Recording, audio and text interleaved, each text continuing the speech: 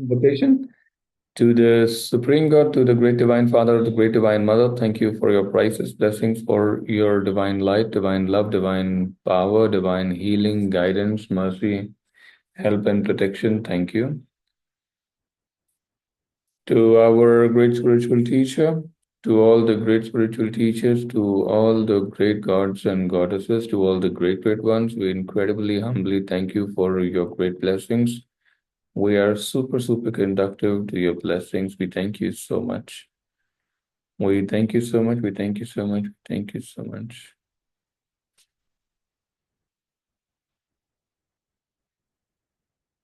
To the great teacher, Paramahamsa Ramakrishna, we very humbly invoke your blessings to enlighten us with simplicity, with clear depth of understanding, and may you awaken the bhakti in us, the true bhakti. Thank you so much. Thank you, thank you, thank you. All right, let's begin. By the way, just for your information, bhakti is one of the last stages of spiritual progress. It's an extremely, extremely advanced thing to be a bhakta. And now the word has lost its charm to a good degree because of political parties and everybody using this word nowadays. But please understand that the word bhakta, the way it's being used right now, um, the word bhakt has a very specific connotation to an extremely, extremely advanced stage of spiritual progress.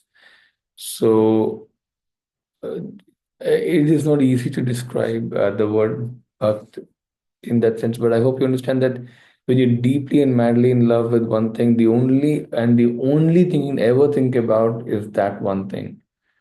Um, in this case, it's the guru or the Kali or the soul or the whatever, but it's so profound. And once you marry, in short, divine marriage, you basically become an arhat. You and that are one now. So there is no you completely merge in that. That's why it's called I am that. I am, right? Completely merged. All right, let's go forward. The Gospel of Sri Ramakrishna. Let's continue. Sri Ramakrishna Kathamrita by Mahindra Gupta. I don't know what M is, but anyways, his disciple, translated from Bengali by Swami Nikhilananda, reproduced from the webpage of Ramakrishna Mutt and Ramakrishna Mission. Foreword by Aldous Huxley. In the history of the arts, genius is a thing of very rare occurrence.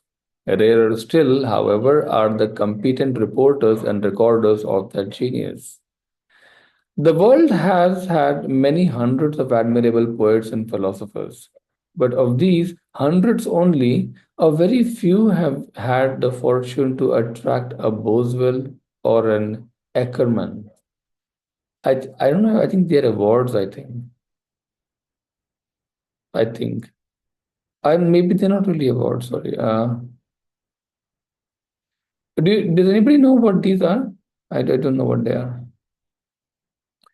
When we leave the field of art for that of spiritual religion, the scarcity of competent reporters becomes even more strongly marked of the day-to-day life of the great theocentric saints and contemplatives we know. In the great majority of cases, nothing whatever. Many, it is true, have recorded their doctrines in writing, and a few, such as Saint Augustine, Suso, and Saint Teresa, have left us autobiographies of the greatest value.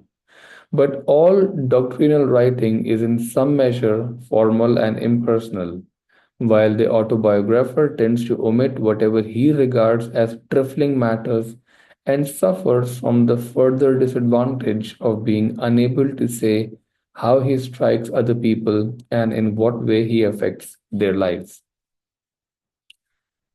Moreover, most saints have left neither writings nor self portraits, and for knowledge of their lives, their characters, and their teachings, we are forced to rely upon the records made by their disciples, who in most cases have proved themselves singularly incompetent as reporters and biographers. Hence, the special interest attaching to this enormously detailed account of the daily life and conversations of Sri Ramakrishna.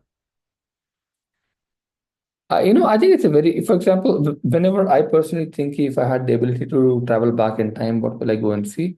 I would, for example, I will actually go and see the life of the great saints as they live their daily lives, as they talk to people, as they address situations when they were young, when they grew older, as the way they show respect, as the kind of virtue they express in basic everyday life.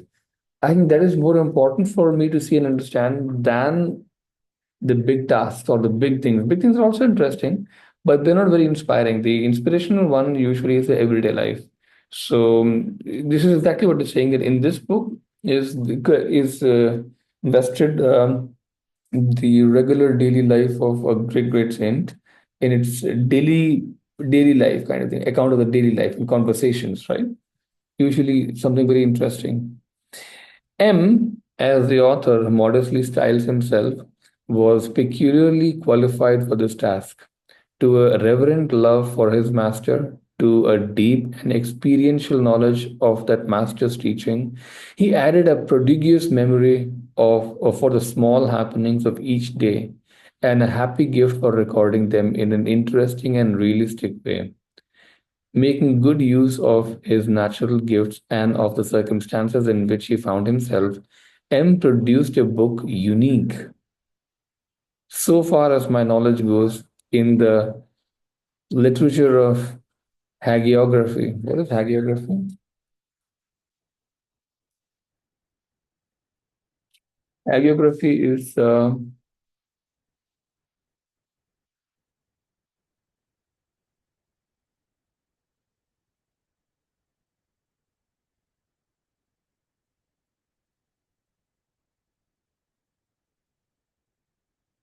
sometime it doesn't work.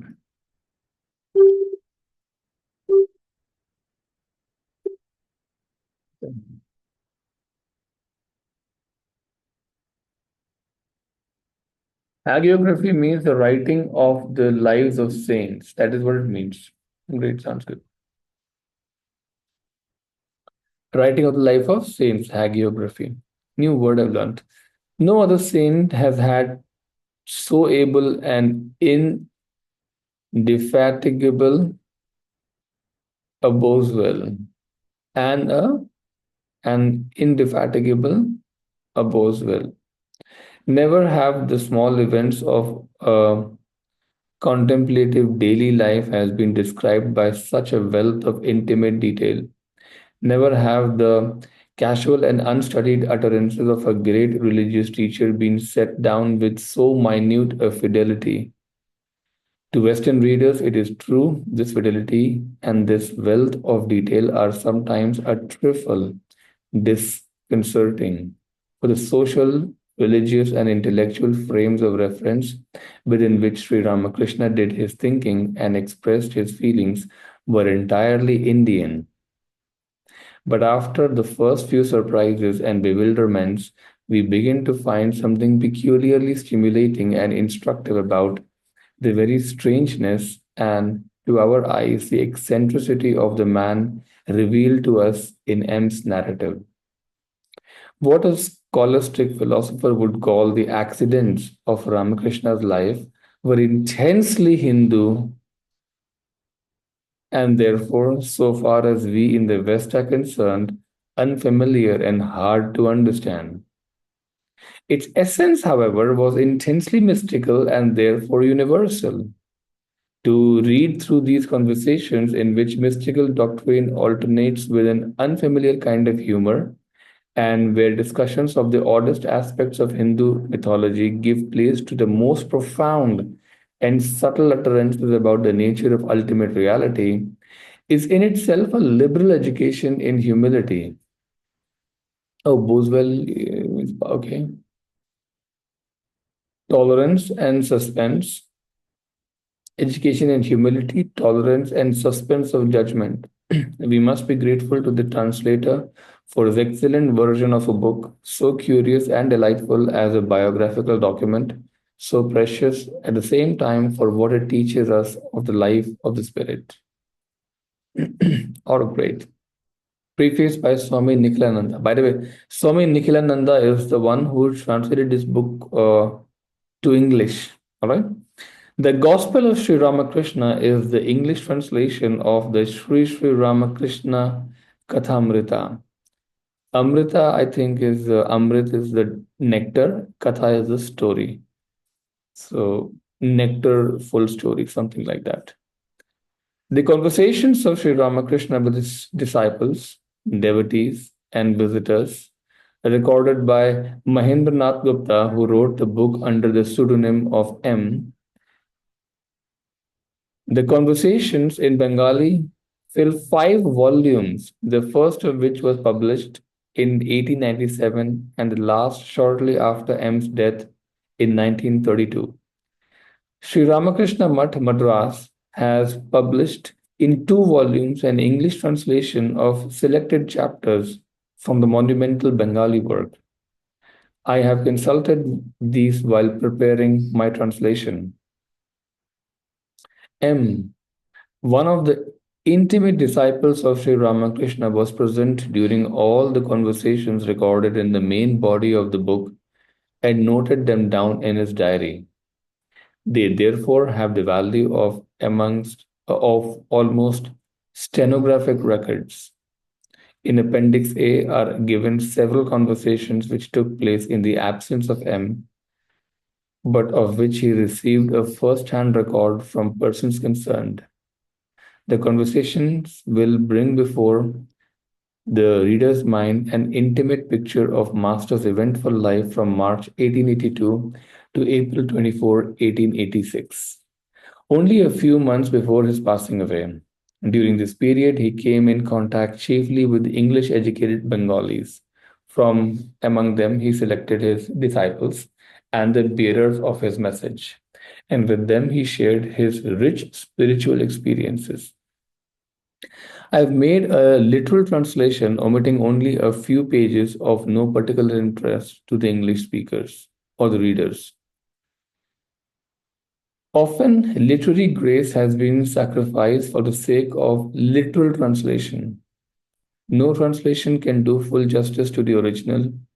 This difficulty is all the more felt in the present work, whose contents are of a deep mystical nature and describe the inner experiences of a great seer. Human language is an altogether inadequate vehicle to express a supersensuous perception. Sri Ramakrishna was almost illiterate. He never clothed his thoughts in formal language. His words sought to convey his direct realization of truth. His conversation was in a village patois. Patois. Therein lies its charm. In order to explain to his listeners an abstruse philosophy, like Christ before him, used with telling effect homely parables. Like Lord Jesus taught in parables, right? Stories, right? Small stories, right? So Ramakrishna ji also taught in रोजमर्रा के parables, right? Like रोजमर्रा के key stories and illustrations, culled from his observation of the daily life around him. The reader will find mentioned in this work many visions and experiences that fall outside the ken of physical science and even psychology. With the development of modern knowledge, the borderline between natural and the supernatural is ever shifting its position. Genuine mystical experiences are not as suspect now as they were half a century ago. The words of Sri Ramakrishna have already exerted a tremendous influence in the land of his birth, India. Savants of Europe have found his words the ring of universal truth. But these words are not the product of intellectual cogitation. They were rooted in direct experience. Hence, to students of religion, psychology, and physical science, these experiences of the master are of immense value for the understanding of religious phenomena in general. No doubt, Sri Ramakrishna was a Hindu of the Hindus, yet his experiences transcended the limits of the dogmas and creeds of Hinduism. Mystics of religions other than Hinduism will find in Sri Ramakrishna's experiences a corroboration of the experiences of their own prophets and seers. And this is very important today for the resuscitation of religious values. The skeptical reader may pass by the supernatural experience. He will yet find in the book enough material to provoke his serious thought and solve many of his spiritual problems. There are repetitions of teachings and parables in the book. I have kept them purposely. They have their charm and usefulness, repeated as they were in different settings. Repetition is unavoidable in a work of this kind. In the first place, different seekers come to a religious teacher with questions of more or less identical nature. Hence, the answers will be of more or less identical pattern.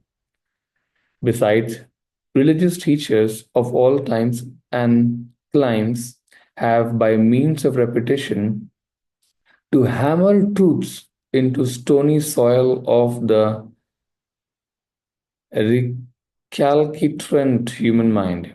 Finally, repetition does not seem tedious if the ideas repeated are dear to a man's heart. Amazingly written, no?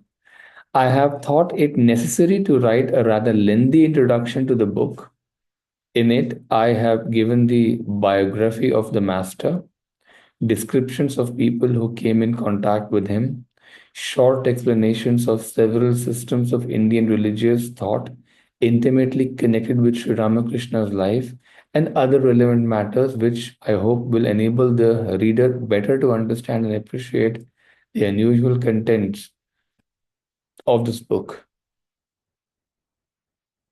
It is particularly important that the Western reader, unacquainted with Hindu religious thought, should first read carefully the introductory chapter in order that he may fully enjoy these conversations. Many Indian terms and names have been retained in the book for want of suitable English equivalents. Their meaning is given either in the glossary or in the footnotes.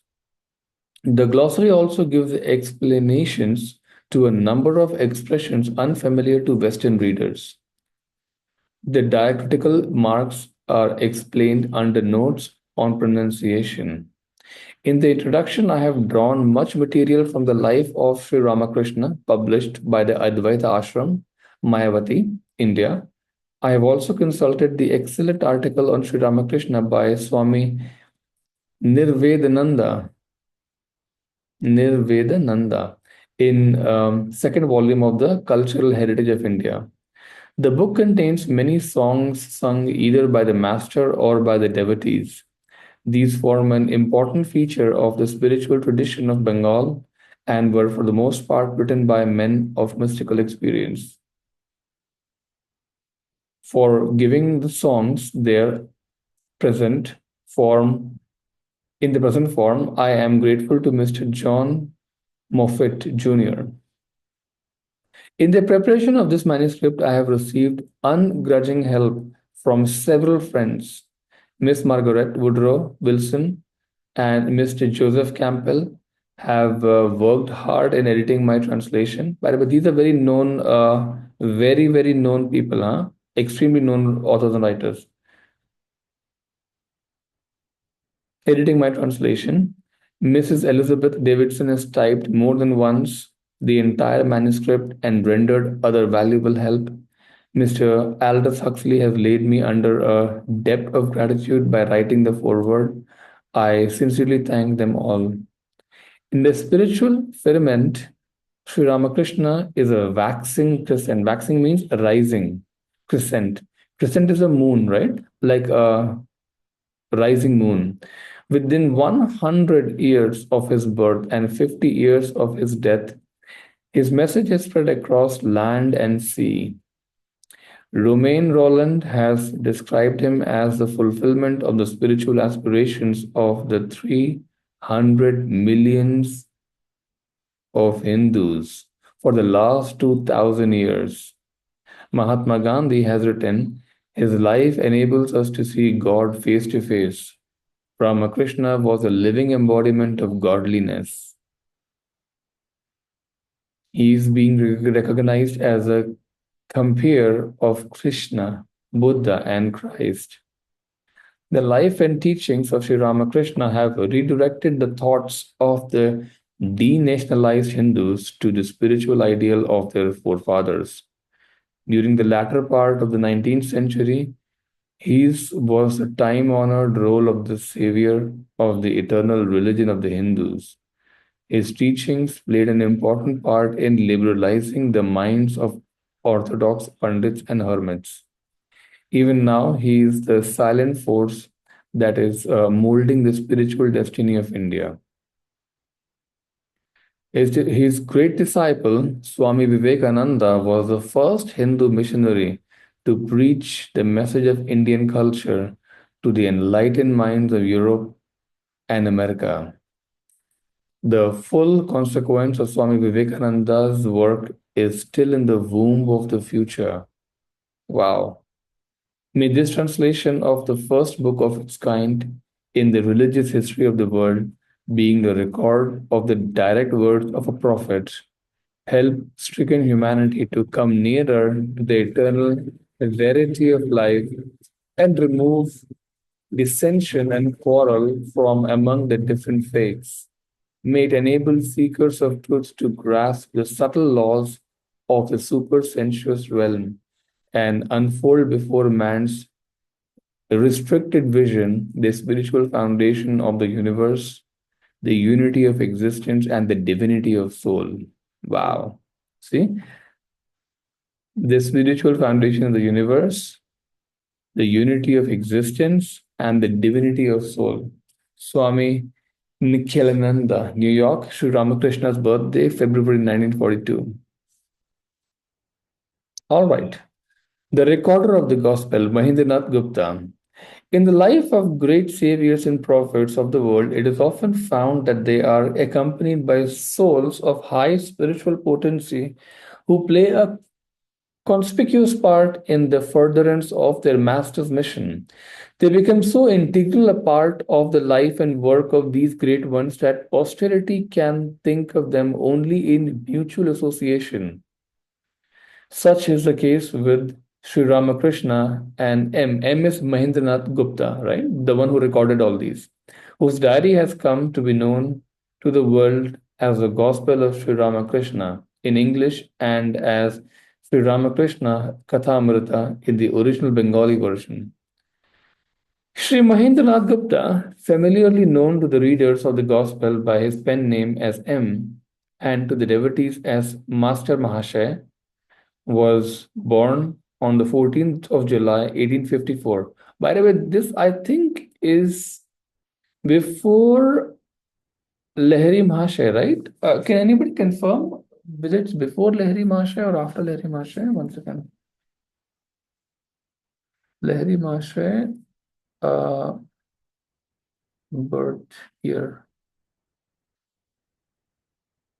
1828. No, I think it is around Lahiri because 1828 is the birth of Lahiri Mahashay. Lahiri Mahashay attained, he met his teacher, I think, after 33 years of age. So 1828 plus 33 makes it 1861.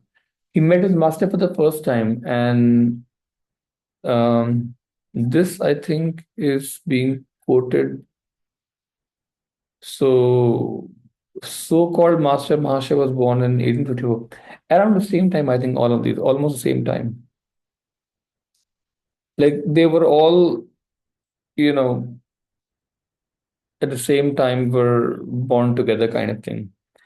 And the son of Madhusudan Gupta, an officer of the Calcutta High Court, and his wife, Swarnamai Devi. He had a brilliant scholastic career at Hare School and the Presidency College at Calcutta.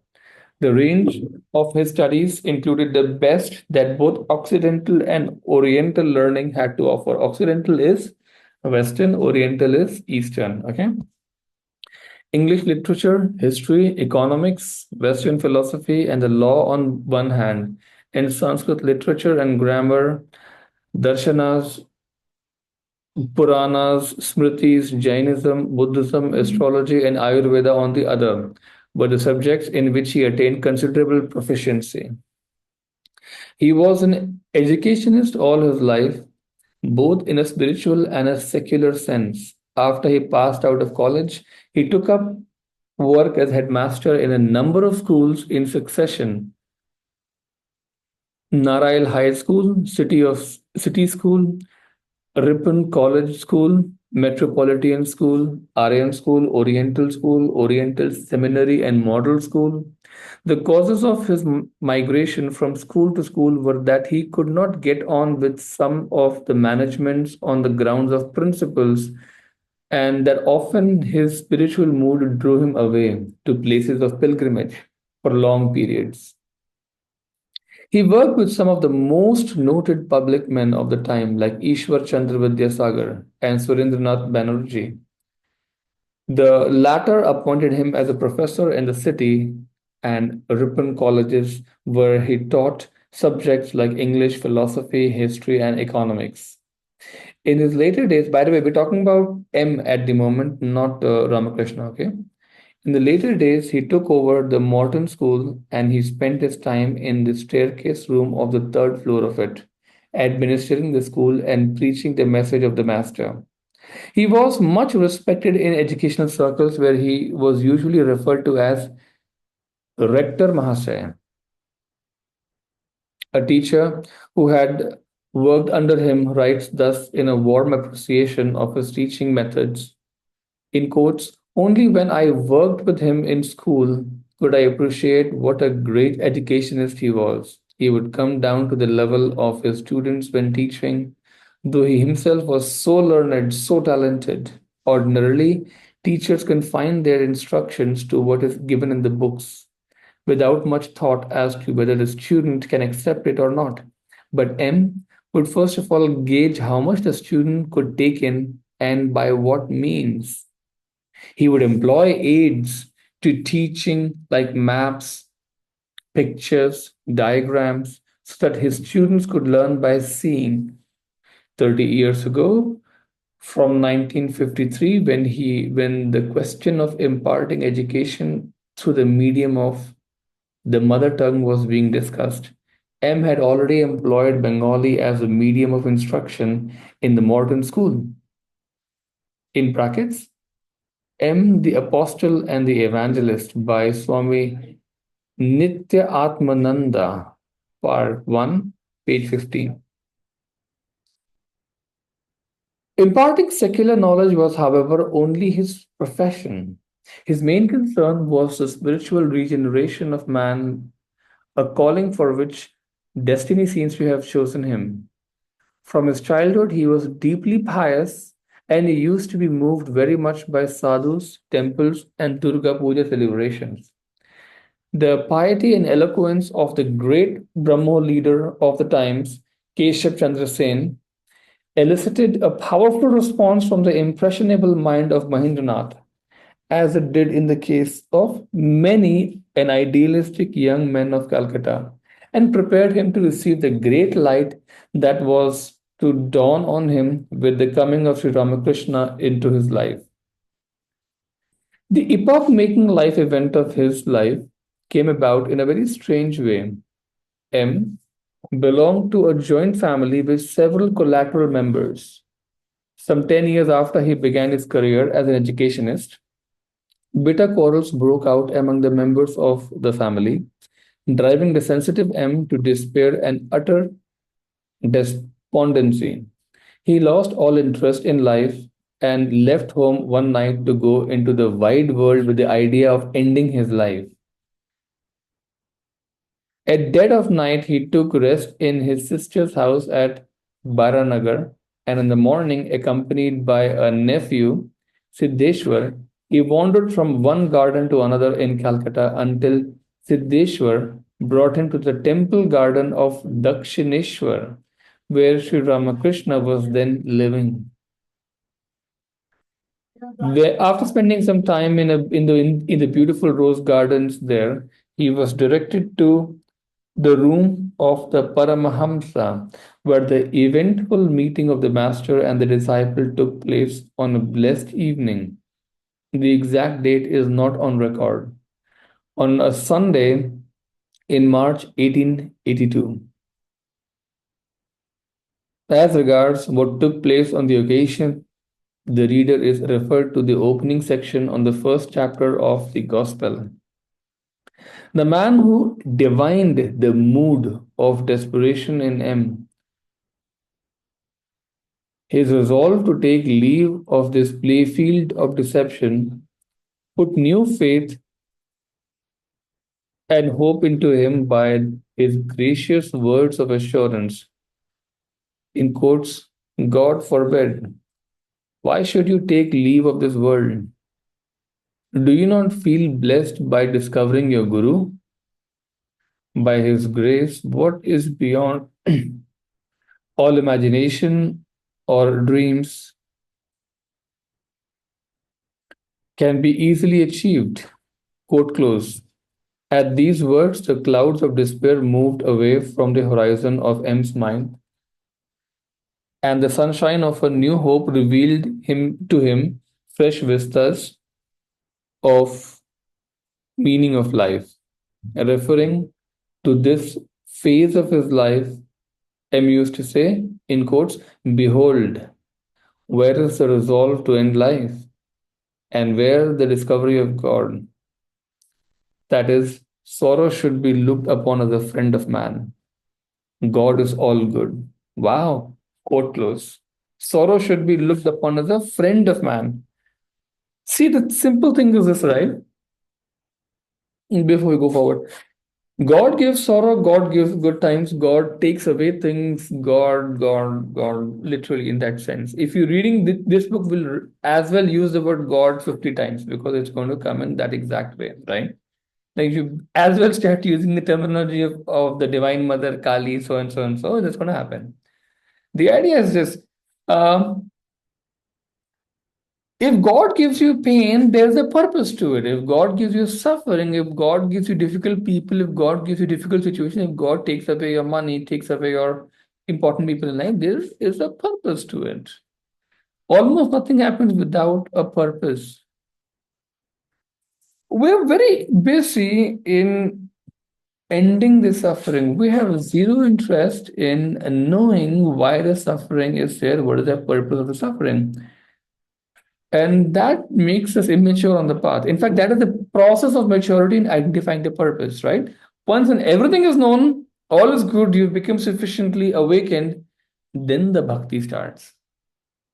You can't be a true bhakta. Bhakta is a true devotee if you don't know anything about who you have to be. Which is why there's a very good word in English called blind devotion. Blind devotion is just utter foolishness.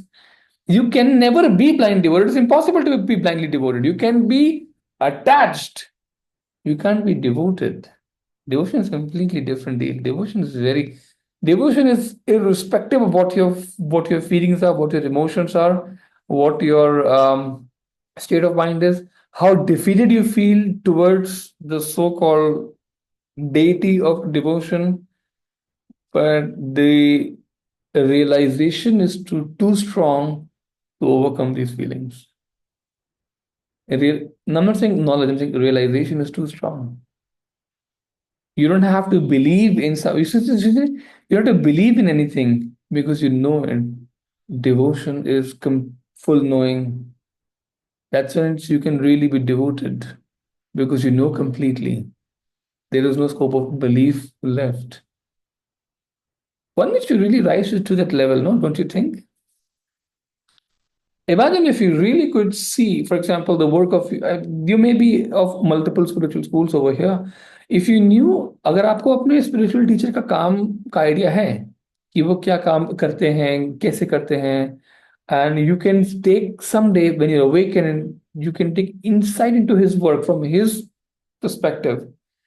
Maybe then you can contribute in ways that you thought were practically unimaginable for you before. It is possible. It is possible to see the work of the Guru when you're his disciple, and he allows you to come closer to you because you're sufficiently purified in character also. So you can see yourself, other people, the work through his eyes also, or through his level of vision. That's when you can take up some work of the teacher, consciously knowing exactly what he intends, venture forward in that direction. Make sense? Sujita, did you have something to ask? Because I want to go forward. Did you have something to ask, or is your hand just up? Anyways, let's go forward. I love this book. It's a beautiful book, by the way. All right. After this resettlement, M's life revolved around the master, though he continued his professional work as an educationist. During all holidays, including Sundays, he spent his time at Dakshineshwar in the master's company, and at times extended his stay to several days. It did not take much time for M to become very intimate with the master, or the master to recognize in this disciple a divinely commissioned partner in the fulfillment of his spiritual mission. When M was reading out the Chaitanya Bhagavata,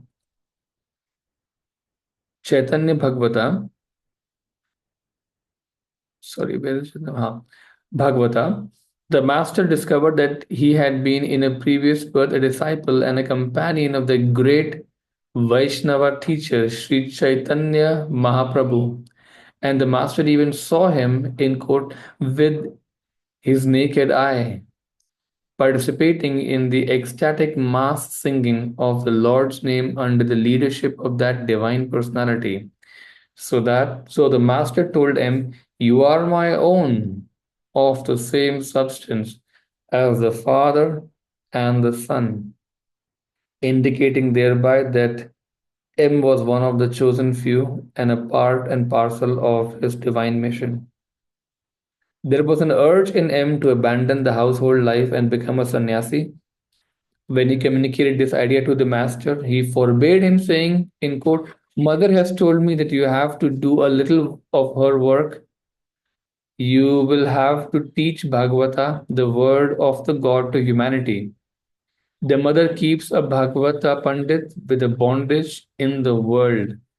It's so powerful. Somehow, I have no idea if this is true, but when you read this, you realize that there is inner ringing happening. For some apparent reason, I don't understand this, but it seems very reliable.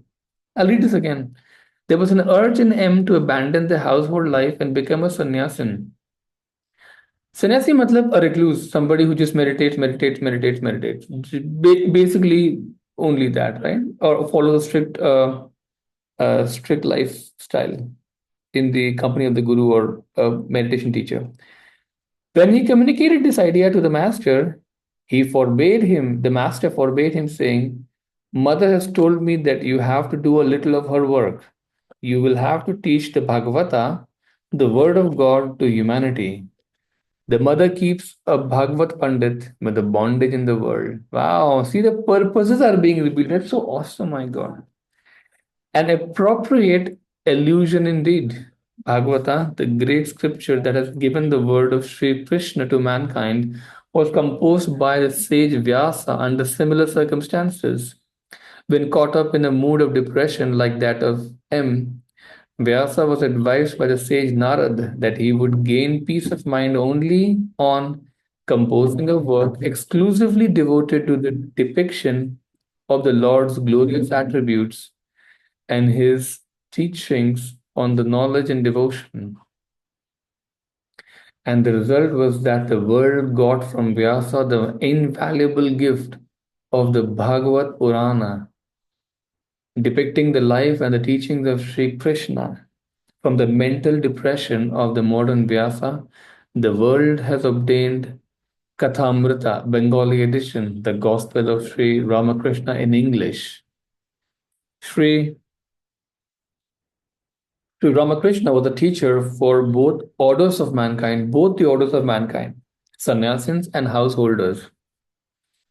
By the way, have you guys noticed that the modern teachers from past couple of 100 years have been addressing to both the sannyasi side and the side of householders also, right? Lord Buddha also, when he gave the teachings, he didn't give the teaching only to monks.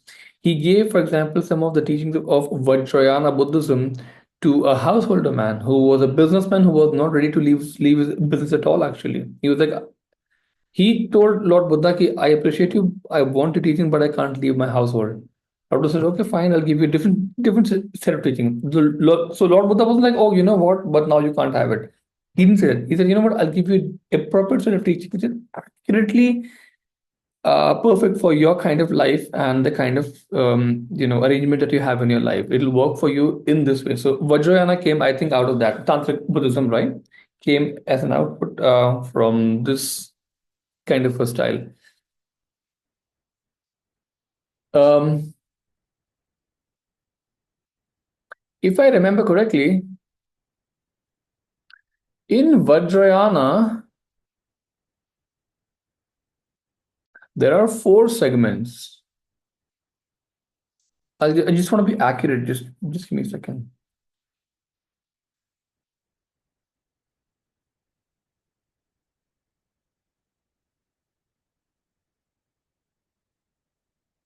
Yeah, there are 4 sects of Vajrayana Buddhism. First is called the Nyingma, I think. Second is called as Kagyu. Third is called as Sakya, I think. Sakya is where the Sakya Muni comes from, no? Sakya Muni. Fourth is Gelu Buddhism, right? If I'm not wrong. These are the 4 ones. It is said that the Nyingma one was the oldest of the 4 schools, actually, or the most ancient one, actually, and supposedly the most pure. And it was revealed to us this time when we went to Bhutan that our Hatha Yoga, the school, the teachings of our Hatha Yoga, which is some of the most advanced teachings, by the way, given to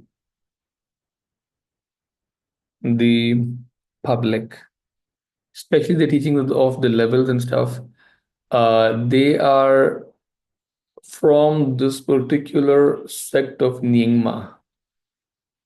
Nyingma, not the other ones, but the Nyingma sect, or most closely associated, rather, not exactly exact copy to possible नहीं है, but most closely associated to the teachings of the Nyingma sect. So it's a lineage of teachings like that. Yeah, let's go forward. Sri Ramakrishna was a teacher for both orders of mankind, sannyasis and householders. His own life offered an ideal example of both, and he left behind disciples who followed the highest traditions he had set in respect of both the ways of life. M, along with Nag Mahashay, exemplified how a householder can rise to the highest level of sagehood. M was married to Nikunj Devi, a distant relative of Keshav Chandra Sen. Even when he was reading at college, he had 4 children, 2 sons and 2 daughters. The wow, at college, huh? That's fancy. He had 4 children at that time. That's amazing. Wow, how the time has changed, no? The responsibility of the family, no doubt, made him dependent on his professional income. But the great devotee that he was, he never compromised with ideals and principles for this reason. Once, when he was working as the headmaster in a school managed by the great Vidyasagar, the result of the school at the public examination happened to be rather poor, and Vidyasagar attributed it to M's preoccupation with the master and his consequent failure to attend adequately to the school work.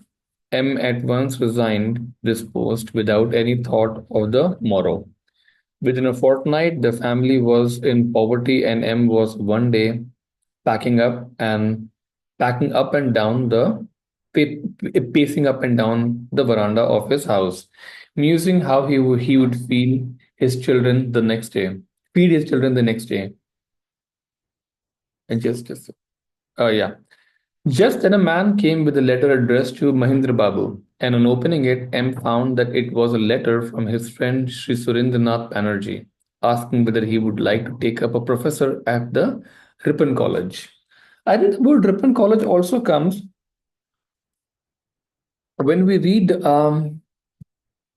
the story of, if I'm not wrong, autobiography of a yogi, if I'm not wrong, or I think one of the books like that. I've heard this word over there, I think. In this way, 3 or 4 times he gave up the job that gave him the wherewithal to support the family, either for upholding principles or for practicing the spiritual sadhanas in holy places, without any consideration of the possible dire worldly consequences. But he was always able to get over these difficulties somehow, and the interests of his family never suffered.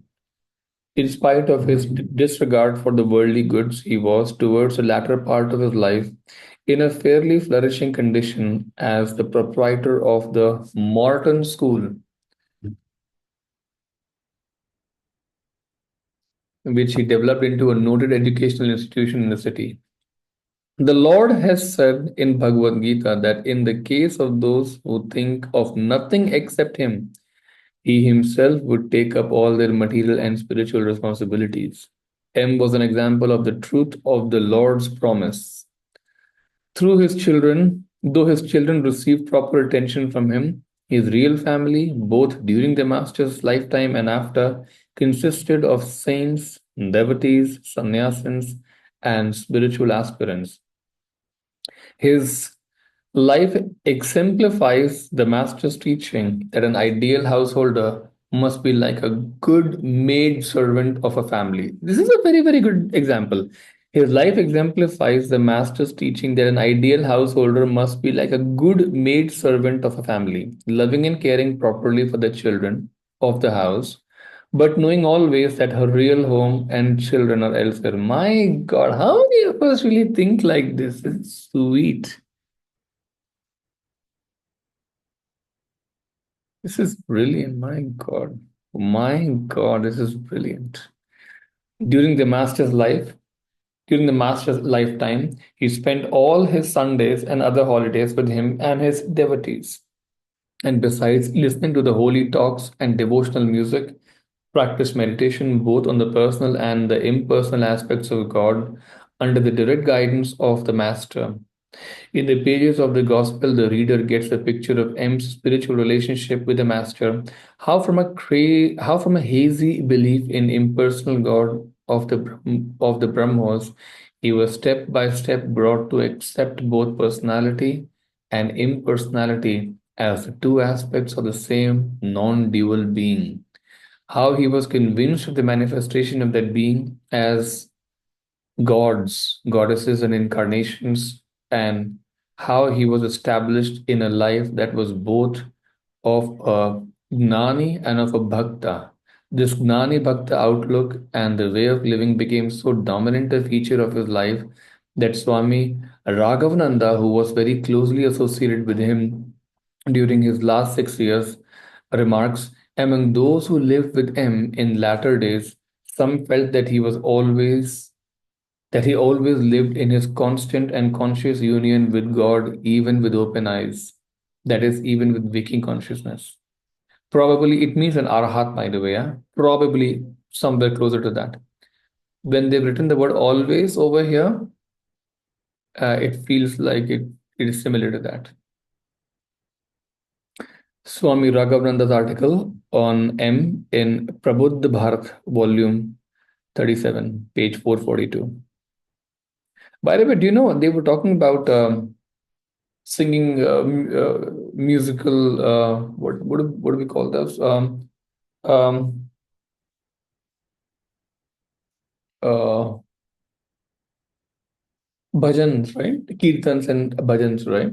devotional songs.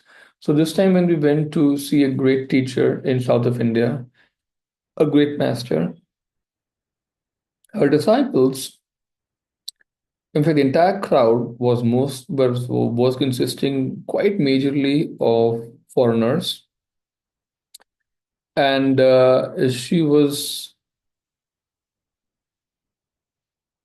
really, I mean, after meditation, she would really encourage the singing of the devotional songs. That is something which is uh, quite stunning. I mean, I'll be honest with you, very, very stunning. So I never put much value to it because Master Choa, our spiritual teacher, he doesn't put much value to it.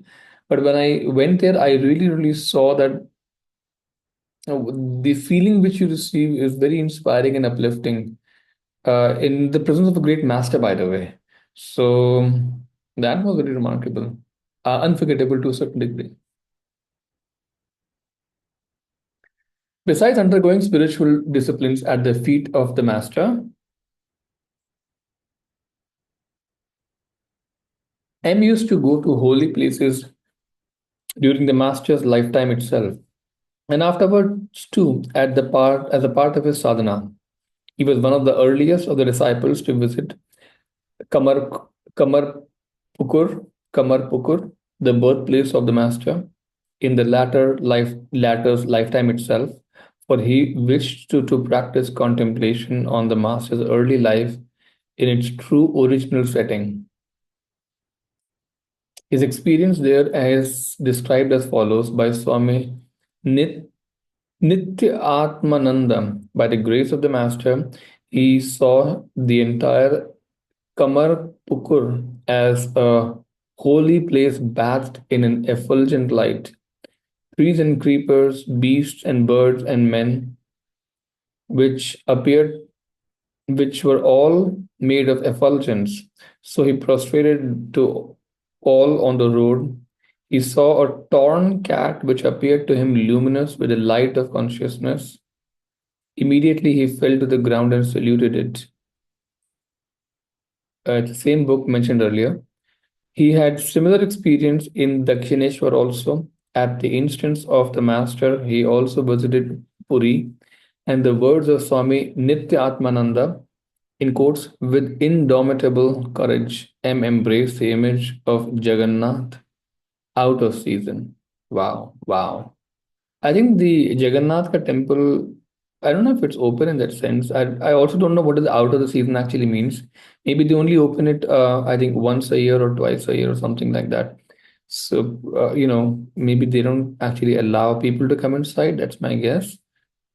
Um, Anyways, let's go forward. The life of sadhana and a holy association that he started out at the feet of the master, he continued all throughout his life. Acha, once a year. Thank you so much. He has, for this reason, been most appropriately described as Grihastha Sannyasi, a householder sannyasi.